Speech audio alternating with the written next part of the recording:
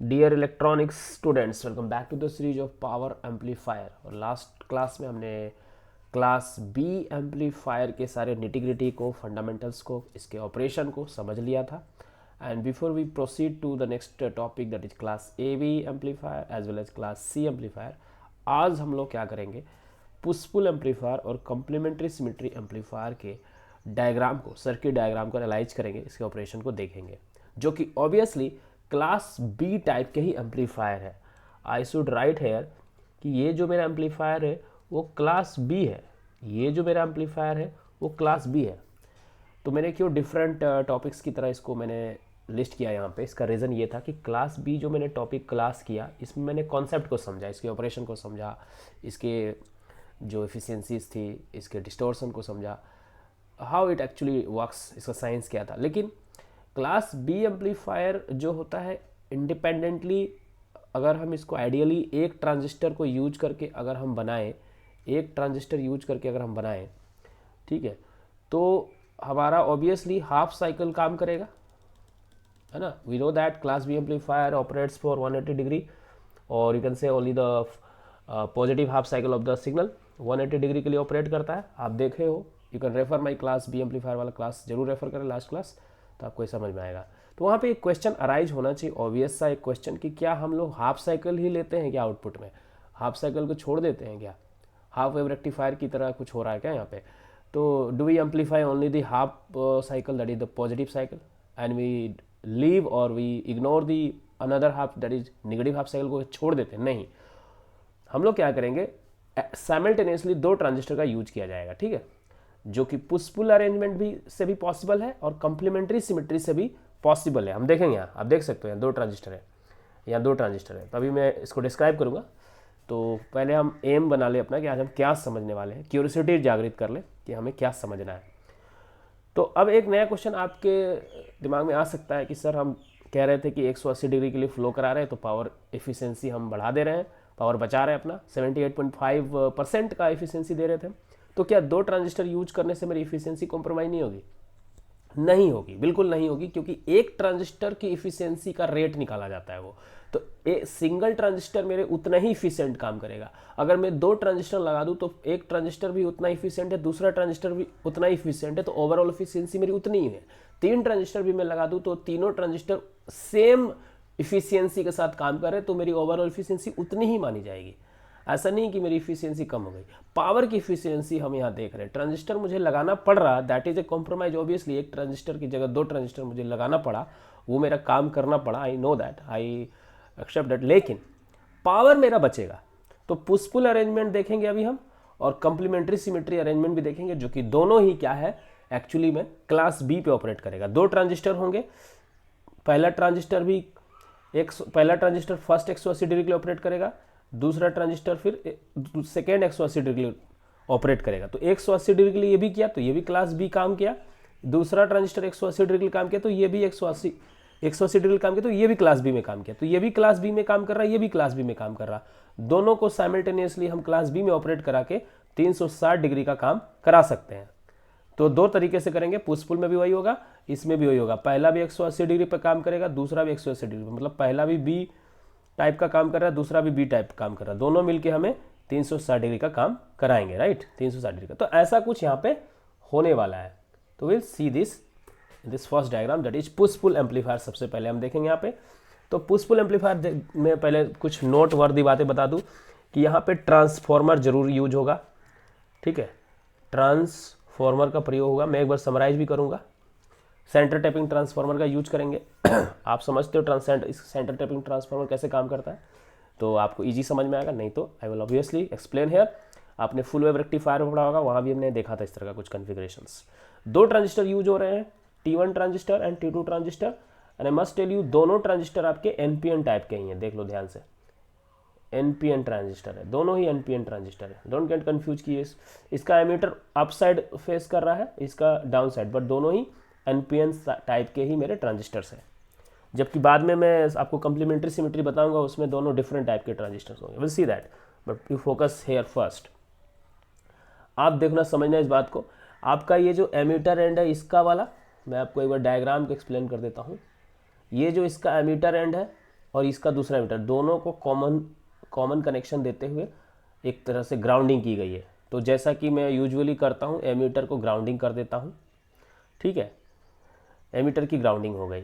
उसके बाद आपका इधर जो दिख रहा प्लस, ये जो VCC, उसका पॉजिटिव टर्मिनल जो एक ट्रांसफार्मर या कॉइल के माध्यम से कह सकते हो, यहाँ पे कोई रेजिस्टेंस नहीं लगा हुआ है, आप इस तरह से कंसिडर करो कि यहाँ पे लगा हुआ है एक व्हाट, यहाँ पे लगा हुआ है इंडक्टर, और इंडक्टर के माध्यम से वो कलेक्टर के D1 के पहले वाले ट्रांजिस्टर के भी कलेक्टर पे जा रहा, और दूसरे साइमल्टेनियसली पैरेलल में दूसरे ट्रांजिस्टर के कलेक्टर पे भी जा रहा।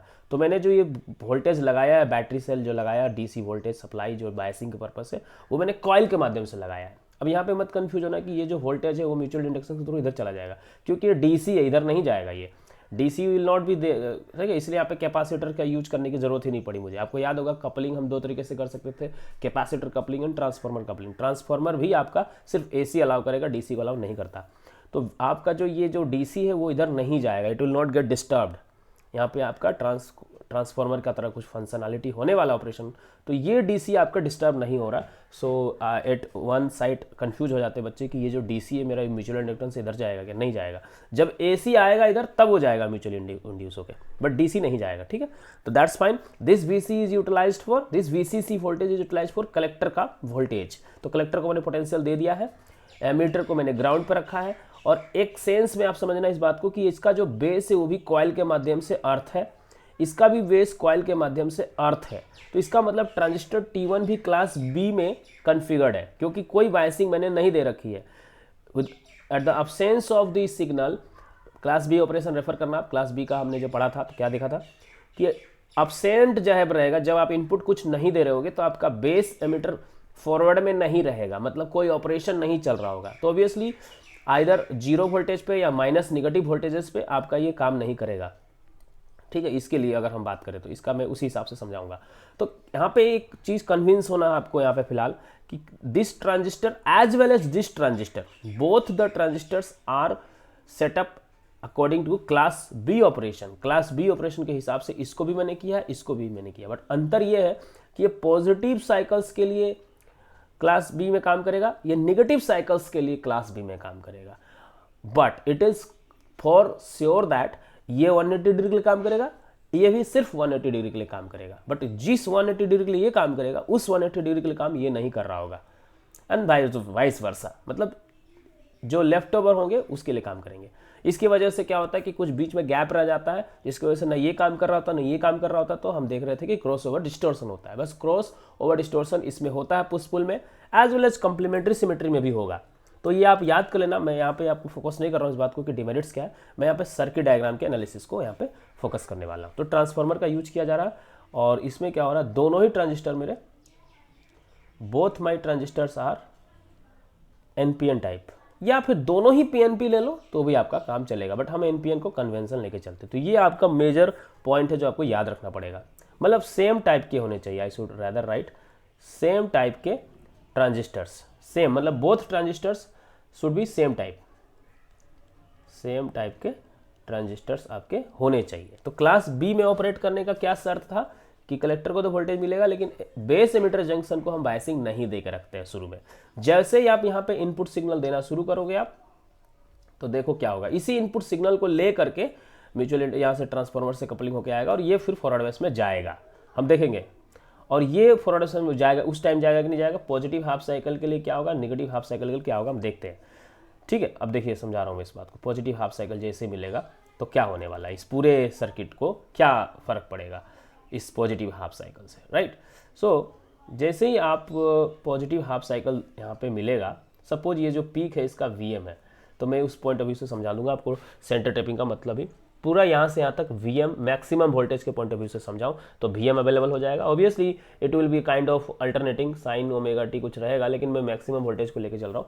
तो यहाँ से प्लस माइनस, लेकिन सेंटर टेपिंग का मतलब कि जो प्लस माइनस VM है वो बट जाएगा, यहाँ VM फिर यहाँ VM, ऐसे होता है। सेंटर टेपिंग का मतलब ये होता है, क्योंकि आपका ये कॉइल इसके लिए ये भी कॉइल का काम कर रहा है, ये भी दूसरे कॉइल का काम कर रहा है, मतलब बांट दे रहा हूँ मैं, VM को दो जगह से ले रहा हूँ।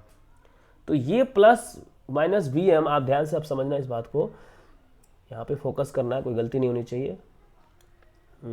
इसको थोड़ा मैं बढ़िया से लिख देता हूँ। ठीक है, प्लस माइनस वी एम ऊपर भी अवेलेबल हो गया, प्लस माइनस वी एम नीचे भी अवेलेबल हो गया। कब? पॉजिटिव हाफ साइकिल के इंस्टेंट पे मैं बात कर रहा हूँ। पीक अगर हम लेके चले तो पीक टू पीक के हिसाब से वी एम आएगा, क्योंकि पीक इसका वी एम है, ये पीक, ठीक है। तो ये जो प्लस माइनस वी एम, आप ध्यान से देखो, अब आपका बेस को प्लस और उसी रेस्पेक्ट में एमीटर को माइनस मिल गया, तो ऑब्वियसली 0.7 से ज़्यादा होगा तो ये फॉरवर्ड बायस में अब चला जाएगा और आपका ये ट्रांजिस्टर तो एक्टिव हो गया। और for this positive half cycle your T1 is going to operate, और आपका यहाँ पे आपको पॉजिटिव, यहाँ पे इस कॉइल पे पॉजिटिव हाफ साइकिल मिलेगा, इसलिए म्यूचुअल इंडक्शन होके आपको पॉजिटिव हाफ साइकिल आउटपुट में मिल जाएगा, ठीक है। अब इसी time during this instant of positive half cycle only मैं आपको समझाने जा रहा हूँ इस ट्रांजिस्टर का काम। देखिए ध्यान से, जब मैंने बोला कि पॉजिटिव हाफ साइकिल जब यहाँ होगा, अंडरस्टैंड दिस, जब ये पॉजिटिव हाफ साइकिल है तो यहाँ positive plus minus V M मिला, तो ये ट्रांजिस्टर T1 ऑन हो गया। लेकिन at the same instant of time यहाँ भी प्लस माइनस वी एम है। प्लस माइनस वी एम का मतलब माइनस, देखिए ध्यान से समझिए, माइनस वाला हिस्सा बेस को मिल रहा है, प्लस वाला हिस्सा एमिटर को मिल रहा है। Don't forget this is NPN only, ये कोई दूसरा टाइप का ट्रांजिस्टर नहीं है। जैसा ट्रांजिस्टर ये था वैसा ट्रांजिस्टर ये भी है। कहने का मतलब है इसको भी आप प्लस माइनस वी एम दिए, इसको भी आप प्लस माइनस वी एम दिए, इसको माइनस प्लस दे दिया आप, एक्चुअली में ऑपोजिट टर्मिनल दिया आपने।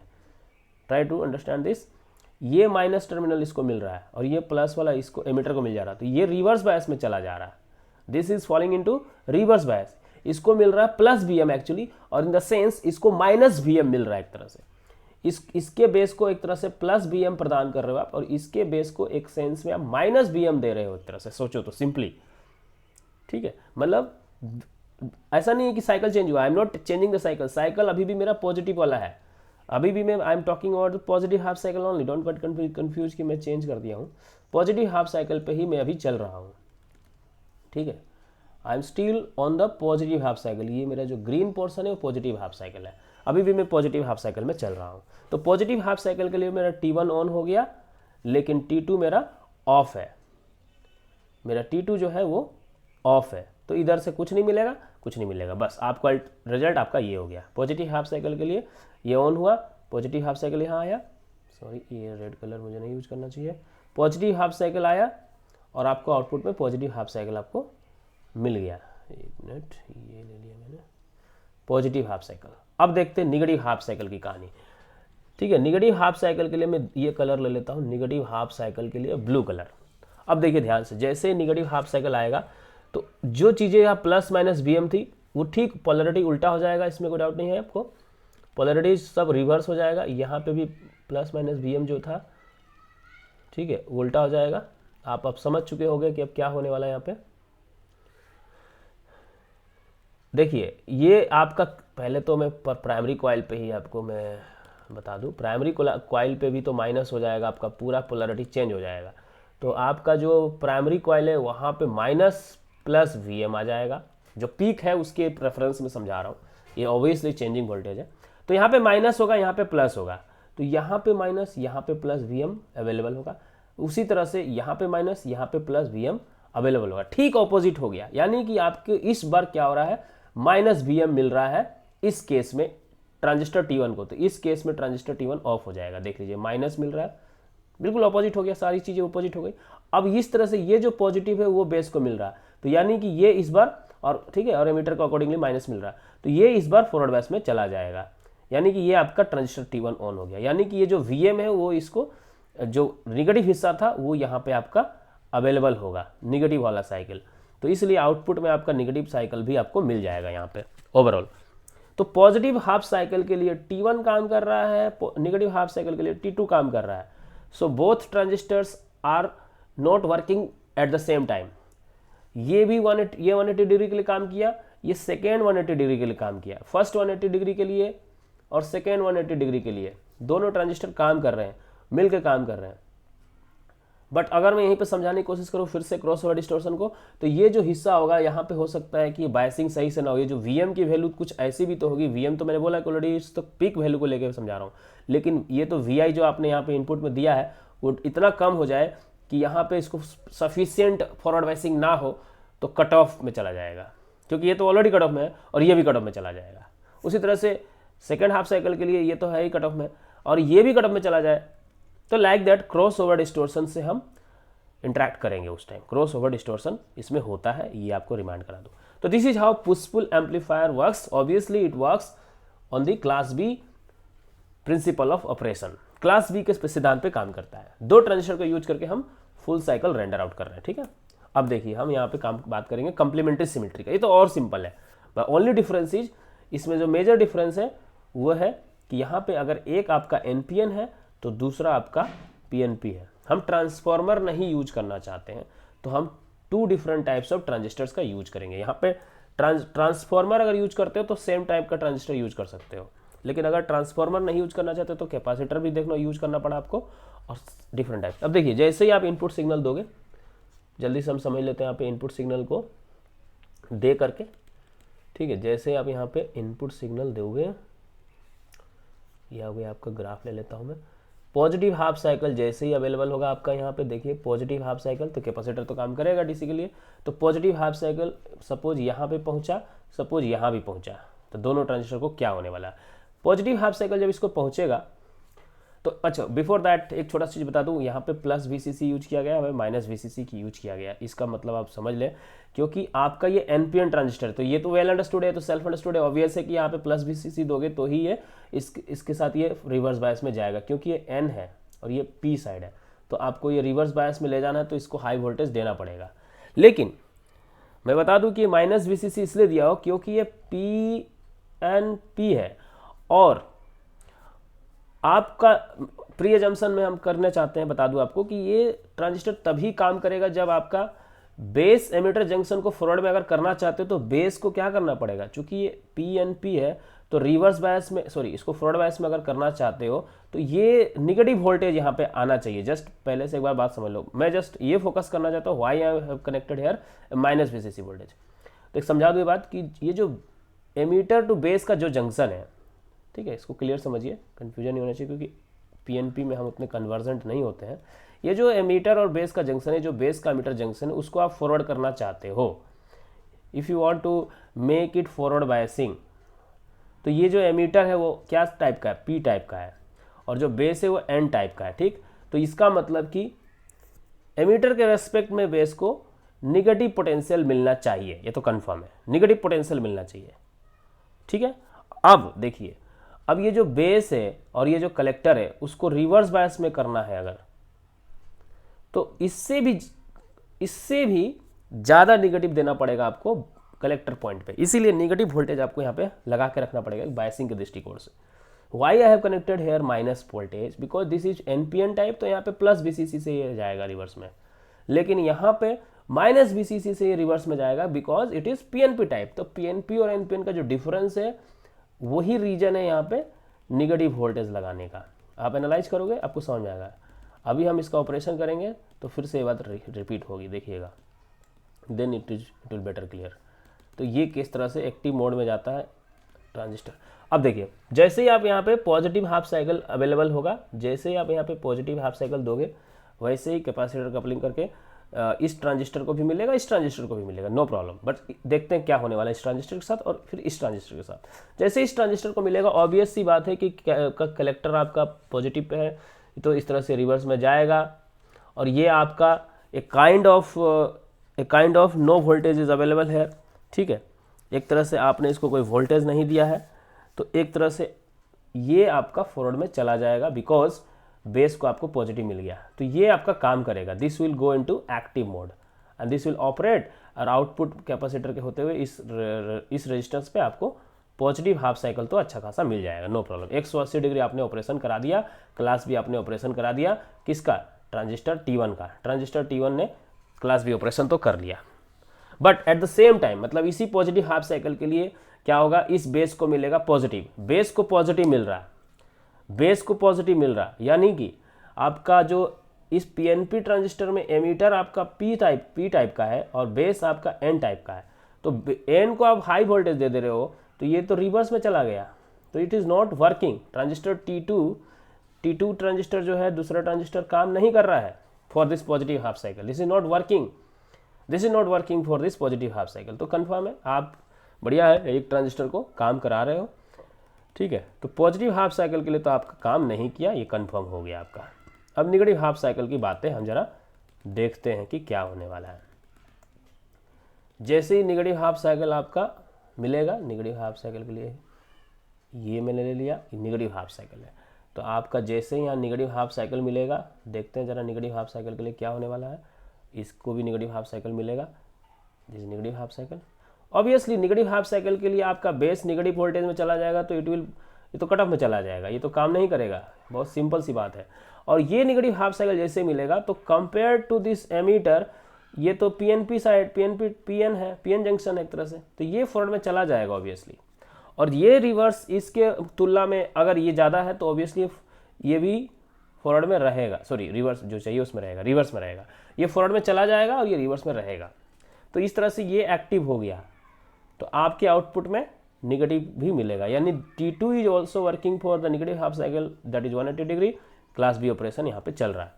तो बहुत सिंपल है, may be I took more words to explain but lesser words could have been sufficient to understand this.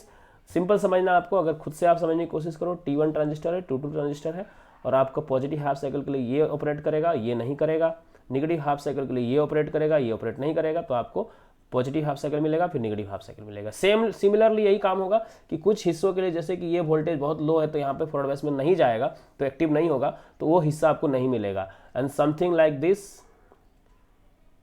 Like this हो जाता है, यहाँ पे कट ऑफ हो जाता है, तो इसको हम क्रॉस ओवर डिस्टोर्शन कहते हैं। तो क्रॉस ओवर डिस्टोर्शन ऑलरेडी मैंने एक्सप्लेन किया हुआ है, the first topic that is ये जो डिस्टोर्शन वाला एक चैप्टर था उसमें, इसलिए मैं यहाँ पे फोकस नहीं कर रहा हूँ। I just want to remind that in such kinds of, इस दोनों प्रकार के आपके एम्पलीफायर्स में क्रॉस ओवर डिस्टोर्शंस एनकाउंटर होते हैं।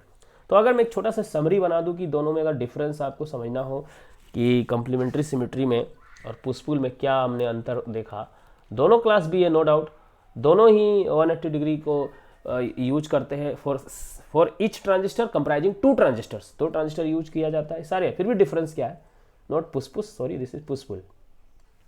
Okay, why this is called push push, इसका कोई बहुत बड़ा यहाँ पे मैं एक्सप्लेन नहीं करूँगा साइंस, बट मैं बता दूँ कि एक ट्रांजिस्टर के नीचे दूसरा ट्रांजिस्टर इस कन्फिग्रेशन में कनेक्टेड होता है, तो इस तरह के सेटअप को पुश पुल कहते हैं, क्योंकि एक it looks like it's pulling something, it's pushing something, it's pushing and it's pulling, because push और पुल करने से ही एक एडिंग फोर्स जनरेट होता है। मान लो कि मैं भी पुल कर रहा हूँ और आप भी पुल कर रहे हो, एक दूसरे को अपोजिट में हम फोर्स लगा रहे हैं, तो वो क्या क्रिएटिविटी नहीं है। लेकिन आप मेरे को तरफ पुश कर रहे हो और मैं उस चीज़ को पुल कर रहा हूँ अपनी तरफ, तो क्रिएटिविटी हो रही है, एक कुछ मूवमेंट्स हो रहा है, कुछ सक्सेसफुल काम हो रहा है। So that's why push pull word comes in the picture. Push pull का नाम क्यों इस तरह से पड़ा, बिकॉज ऑफ दैट, बिकॉज एक ट्रांजिस्टर पुश कर रहा है तो दूसरा इसको पुल कर रहा है, और तभी ये मूवमेंट हो रहा है, तभी करंट फ्लो कर रहा है, तभी सक्सेसफुली आपका आउटपुट आ रहा है, तो पुश पुल कन्फिग्रेशन बोलते हैं। और इसी में कंप्लीमेंट्री सिमेट्री, बिकॉज एक दूसरे को कंप्लीमेंट्री का मतलब ये होता है कि जो काम ये नहीं कर रहा वो काम ये कर रहा, और जो काम ये नहीं कर रहा वो काम ये कर रहा, तो एक दूसरे के कंप्लीमेंट्री है ऑब्वियसली, तो complementary. And symmetry means symmetrical diagram बनाते हैं हम लोग, because symmetrical, it looks like symmetrical, so it's name is complementary symmetry. तो पुश पुल एम्पलीफायर में और कंप्लीमेंट्री सिमेट्री में क्या डिफरेंस हम देखे हैं, वो थोड़ा सा आपको यहाँ पे दिखाने की मैं कोशिश करने जा रहा हूँ। तो कंप्लीमेंट्री सिमेट्री में, पुश पुल में भी हमने क्या देखा, 2 ट्रांजिस्टर होते हैं, लेकिन इसमें क्या होता है, बोथ ट्रांजिस्टर्स जो होते हैं सेम टाइप के होने चाहिए, सेम टाइप के। इसमें डिफरेंट टाइप्स के होने चाहिए, दोनों डिफरेंट होने चाहिए, डिफरेंट टाइप के ट्रांजिस्टर्स का हमने यूज किया। इसमें हमने क्या देखा, इसमें हम लोग ट्रांसफॉर्मर का यूज कर रहे हैं, ट्रांसफॉर्मर इज यूज्ड। इसमें नो ट्रांसफॉर्मर, इसमें कोई ट्रांसफॉर्मर का यूज हमने नहीं देखा। इसके अलावा इसमें, अच्छा एक चीज़ मैंने आपको ध्यान दे बता दूं कि इसमें सी मोड में काम कर रहा था, इसमें सीसी मोड में काम कर रहा था। आपने यहाँ ध्यान दिया हो तो मैं बता दूं, यहाँ पे आपका जो आउटपुट था, ध्यान से यहाँ पे फिर से समझ लो आप, जो आपने आउटपुट लिया ऑब्वियसली कलेक्टर से ही आपका आउटपुट आ रहा है, कलेक्टर के थ्रू, यहाँ भी कलेक्टर से आप आउटपुट ले रहे हो, और ये म्यूचुअल इंडक्टेंस के थ्रू फिर ट्रांसफार्मर से ले रहे थे। बट यहाँ पे आप ध्यान दिए होंगे तो हमने एमीटर वाले एंड से लिया है, दोनों एमीटर एंड है ना, ये कलेक्टर को तो मैंने सेल से कनेक्ट करके छोड़ दिया, कलेक्टर से मैंने आउटपुट नहीं लिया है। I'm not taking the output from the collector, I am taking the output from the, मैं जो आउटपुट है वो ले रहा हूँ, ध्यान से देखो, ये एमीटर सो एमीटर से अगर आप आउटपुट लेते हो तो कॉमन कलेक्टर केस बन जाता है ना, collector is common to both base and emitter, so it is common collector configuration, mind it. तो इसमें हमने कॉमन कलेक्टर का यूज किया है, ये भी एक मेजर डिफरेंस है। बाकी ये डिफरेंसेस है, और इसके अलावा अगर हम सिमिलरिटी की बात करें तो 180 डिग्री ये भी फ्लो कर रहा है, 180 डिग्री ये भी क्लास बी में ये भी काम कर रहा है, क्लास ए में भी ये भी काम कर रहा है, ठीक है। और इफ़िशियंसी जो है वो ऑब्वियसली जो क्लास बी की इफ़िशियंसी होती है वही इसमें भी होती है, ठीक है। तो ये इस तरह से आप दोनों को, बच्चे कंफ्यूज होते हैं या भूल सकते हैं कि कौन सा कम्प्लीमेंट्री सिमेट्री था, कौन सा पुश पुल था। तो ये डिफरेंस के माध्यम से आप उसको याद रख सकते हो, ठीक है। So this is CC, common collector configuration, ठीक है। तो इस तरह से हमारा पावर एम्पलीफायर का सीरीज जो है ऑलमोस्ट यहाँ तक कंप्लीट हो जाता है, जिसमें कि हम क्लास बी समझ चुके हैं। और क्लास बी में जो हमने क्रॉस ओवर डिस्टोर्शन एनकाउंटर किया है, क्रॉस ओवर डिस्टोर्शन जो प्रॉब्लम हमने देखा, दो ट्रांजिस्टर्स को जो जीरो के आसपास के वैल्यू के समय हम दोनों को एक्टिव में नहीं रख पा रहे, एक तो ऑलरेडी ऑफ है, दूसरा भी ऑफ हो जा रहा है थोड़ी देर के लिए, तो वो प्रॉब्लम जो है हम क्लास ए बी की मदद से एरेडिकेट करने की कोशिश करेंगे, बचने की, एलिमिनेट करने की कोशिश करेंगे। तो क्लास ए बी क्या होगा, बी से थोड़ा ऊपर, यानी कि बी 180 था, ये 200, 200, 250, 300 डिग्री के आसपास हम फ्लो कराने की कोशिश करेंगे, ठीक है। क्लास ए और क्लास बी के बीच में कहीं ना कहीं काम करेगा। So see you in the next class, thank you for today.